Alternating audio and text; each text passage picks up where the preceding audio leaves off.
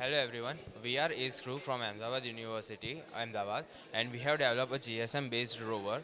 The rover uses a SIM card module to control it. The rover, when you think about a rover, the first thing that comes to your mind is its range of control.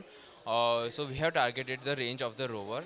Currently, this rover can be controlled all over from the India or even internationally. If you can do international calls, it has a SIM card module inside it, which has a SIM card.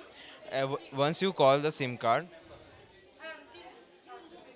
once you call the SIM card, it simply picks up your call, and after picking up your call, you can control it with the help of the DTMF values. This is the keypad.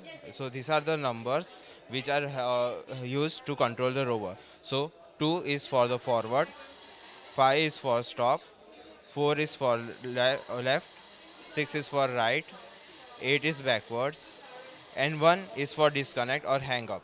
Once you are done with it and you want to control it again, you can again call it and you can control it again. The project has many future scopes. One of it is